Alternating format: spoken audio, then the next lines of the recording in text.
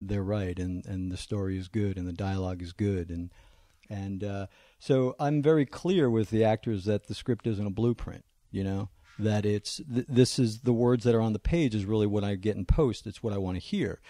Now, what I do is I have an open door policy with my actors. So if in the process, and you assume or you hope that they're doing some homework and reading the script before they shoot, and in the process of doing that, if there's a line or if there's something they don't understand, I have an open door policy. Like, what does this mean? I don't understand this. What, can I, and then there can be a dialogue about the best way to approach that. So, and that happens sometimes, and sometimes it doesn't happen. And, and then on the set, look, I'm very aware that on the day, because of location, because of others factors, things are going to happen, and I have to have some flexibility with that. But why do you have to have flexibility? If you wrote it a certain way because it's your labor of love, like I'm the classic color outside the lines guy, right, with the exception of if I'm working for someone who has a reputation, like if they say to me, hey man, Sutter, you got it, it's to the letter, you can't screw around, then it becomes an assignment, and I get excited and I get thrilled by the structure. Right. So if you're on the day and the generators are going and all of a sudden everything's quiet and go, action, if somebody just goes off the reservation and changes a line, it's the same thing they're saying, but they're kind of paraphrasing. Right. Do you want, is it, no, you have to say it this way. No, What yes, would your writer say I mean, about how you feel? My writers are, they're great soldiers, and they're your minions now. Yeah, they're my minions. They're on it. Well, basically, what I mean is, like, I understand that every take isn't going to be perfect, and that in the moment lines might get reversed, but it's not my actors saying, hey, I want to say it this way. I just get that, we have such an intense schedule, and it's guerrilla filmmaking. And, we shoot like fucking, 8 or 9 pages a day. I mean, It's go, go, go. So it's not like I get in post, and if somebody's like, reversed a phrase or said something, it's not like I call up my director and say, what the fuck you're doing. You're sabotaging But it's understood my show. When you come on board Sons of Anarchy, these are your lines. Exactly. Okay. And, some actors are different. Some actors are a little bit, Charlie is really, Charlie will know if he dropped a line or if he inverted a phrase. And, Charlie will come back to our script coordinator and goes, I know I swapped those ones, but it's better the way it is. I'm going to go back and do another one. You know what I mean? So a lot of my actors really embrace that challenge and understand it, and then do that. And then, some don't. It is neat when you're acting and there's a guy that's, you got to be like Clint, for example. Like if you work with Clint and you put something together with him, and you're acting for him, like, don't fuck around. Like, this is how it goes, and I would appreciate it very much. I'm 80. I don't want to sit through editing and figure out if that's what I meant it to be and the whole deal. But your show, there are lines that I wish I could say, and I think that's what resonates with, like, I don't know anybody that goes, man, I don't really care about that show. Right. Like, if you see it, you're in. Like The Sopranos. Right. Who was the hardest person to cast? I think initially the one we struggled with the most was Clay, and you may or may not know this, but we had originally cast Scott Glenn. Scott Glenn was in the pilot, and which has been great because I actually, it was the hardest phone call I ever had to make in my life, letting him know that. Yeah, that's not some ham and egger. Yeah, and but we guy walked on the moon. Scott Glenn. Scott Glenn. Yeah, I'm sorry. But I sat on my reading glasses. I'm all out of sorts. If you talk to Scott Glenn, I think he did walk on the moon. So you had to actually call I had to call Glenn it, and say, you're out of my He was a FX complete pilot. gentleman. And in fact, I had recently, I got to, about around the holidays, we were in Sun Valley, and he lives there. And I actually got to hang out with him a little bit and talk to him. That's a big chunk of change that he left on the table. Yeah. What was it about well, it that you had to recast? Here's what happened is that, there's a dark comic strand that runs through this show that allows me, it's, going back to my pretentious Shakespeare paradigm, the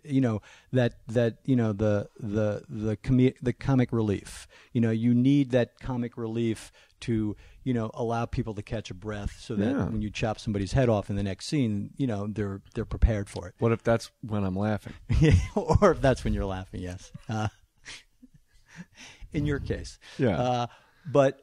So there was a lot of dark humor in it, and it really, coming from the head of the table, a lot of it really came from that character of Clay, where he had this sort of snarky, almost like, there's in my mind, and this is even before we went to Ron, there was a little bit of Shecky Green in Clay. You know what I mean? In a fucked up kind of way. Yeah.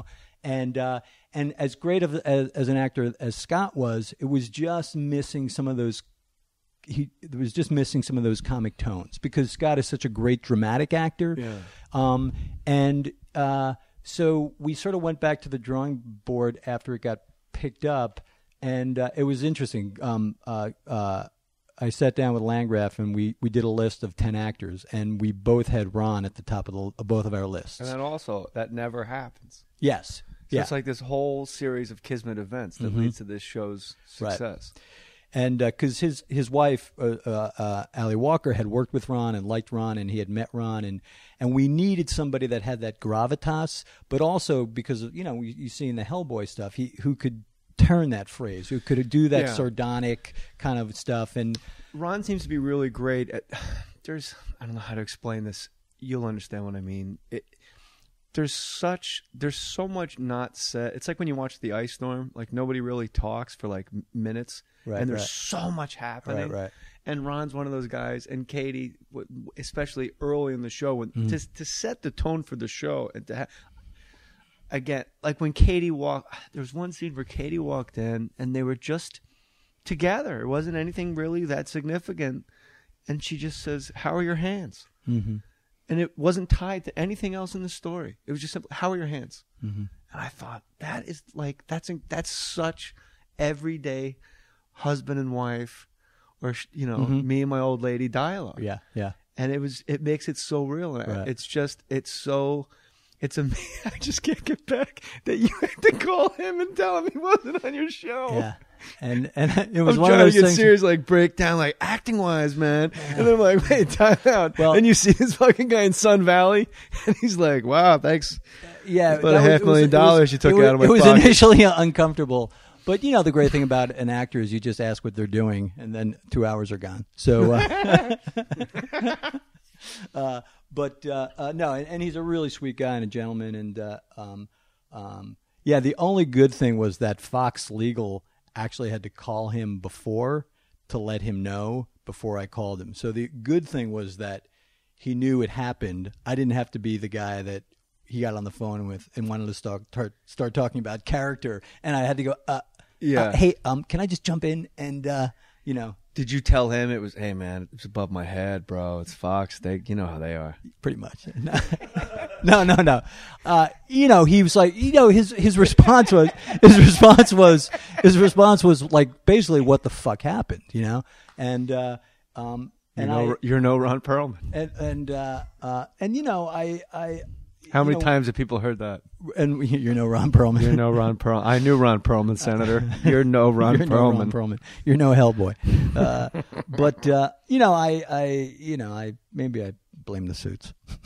Well, I mean, that's what they're there for. Yeah. What's this? So you're from Rahway, which people don't realize. Right. Like when you drive to Newark Airport, you have to drive past a prison. Right. Rahway State Prison. Well, here's the deal. I'm actually from Clark. Okay. Which I grew up 5 blocks from the Rahway border, but nobody knows where Clark. You say Rahway. Is there a college in Clark? I don't think No, you would have known that probably having grown up there. Sorry, or unless there is now. You're so nice. You were like, hear him out. But no one knows where Clark is. You say Rahway, and they know. They remember, or at least I remember. Plus, Scared it's good Straight. for the image. If you got a biker show for crying out loud, you're like, I'm from Rahway, bro. I grew up in the shadows. That's right, baby. Where guys were playing basketball in the wintertime. And you grew up in Verona. Yeah, but you tweeted today my old that man your worked in dad. Verona. Where did your dad work in Verona? My dad My dad worked for GM at the Linden plant for like 30 fucking years. And then he took an early retirement and started selling cars with a buddy of his at King Oldsmobile, which was Bloomfield Avenue. And Pompton. Prospect? Oh, yeah. That's by West Orange. Yeah. And yeah. And it's so weird. Isn't that wild? And I'm sure it's like, not there anymore because they don't make Oldsmobiles anymore. But yeah, Verona's about as small as Clark. Yeah. They're like the two smallest towns in Jersey that anybody right. would ever talk about. Right. And the only reason people knew of Verona, and maybe it wasn't Verona, maybe it was West Orange. There was a place called the Manor. Do you remember the Manor? Yeah, a lot of people died there. Oh no, the Manor up the street was the Pilgrim Diner, and people kept dying at the Pilgrim Diner. That's where people kept getting whacked. Food poisoning, getting whacked. Yeah. And they took. Then there was a White Castle in Verona. Yes. And a kid from my high school. I won't say. Well, I can't say his name probably legally. Some brothers came down from Newark, and they bashed his brains in with a putter. And to make an example, like this, we can't have a White Castle.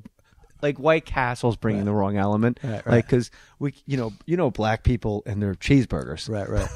So this actually, they leveled the White Castle and they put a Lexus Mercedes dealership where it was, to prove a point. Like we're gonna make this the whitest corner in town in 07044, and it's still there. White Castle's gone, but I used to love White Castle, man. Did you have White? Yeah. We used to walk there. Yeah. Before, I mean, we were so stupid. To grow up bored in the suburbs, you can get into more shit. Like I think growing up in a gang, you're safer. Yeah. It was too far because I was on the other end of Verona by the swimming pool, and it was like, I don't want to ride our bikes. It's too fucking far. So we would walk. That's how stupid we were. That's a New Jersey public school education. Yeah, that's right. I don't want to ride my bike. It's too far. Let's walk. It'll be closer. I don't understand that. We're idiots. So you had a relationship with FX, obviously, from the Shield. You're on there for the duration, 7 years? 7 years, yeah. Yeah. So there was a great deal of trust. You did your job exceptionally well for them to... Yeah.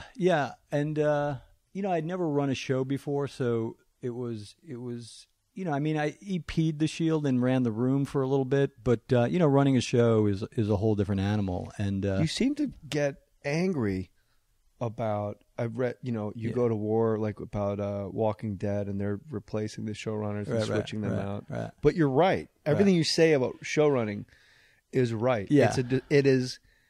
It's not a learned skill. Mm-hmm.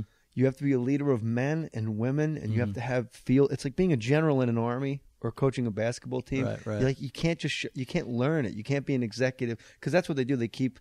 I'm not telling you this. I'm telling them. No. You keep bumping suits a little higher, right. and then all of a sudden you just go, poof, you come out the machine, like the Starbelly Sneech machine, and now you're running the fucking, the Walking Dead. Yeah.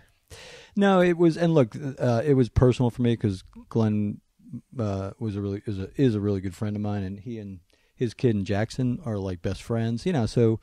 And so why did they run him off, do you think? I don't know specifically, and Glenn sort of really can't say anything because he's contractually still tied there. And but I think Glenn was trying to. Glenn had a very specific vision for the show. I think my sense is that Robert Kirkman, who I do have a tremendous amount of respect for as an artist, I think Robert had a different vision for the show, and I think I think Glenn's vision was, look, this is a TV show, and I know how to make it better, right? And was trying to implement that, and I think at the end of the day, it got too messy, and I think the network kind of washed their hands of it, and now they're going to bring in somebody else that I think they feel is probably not as perhaps strong-willed and has a strong they probably vision. Bring in a guy that they can put their hands all over and tell them which way to stand and basically all their notes. My sense is that, and here's how I feel. I feel they'd be stupid if they didn't do that at this point, because they've now have the reputation of not trusting, their creative. So like for a network like that, that's like the kiss of death. I know, and to bring in another guy like Darabont, who's I love Frank, strong-willed dude. Yeah. Glenn, strong-willed. Like You need someone that can tell the network, get the fuck out of my trailer. We're doing this way. But I don't think... Not today, tomorrow maybe. I don't think they want that anymore. I think they're afraid of that now. Well, obviously they don't want it. So now I think whomever they put in that place will probably, my sense, be someone that, at the very least probably is a little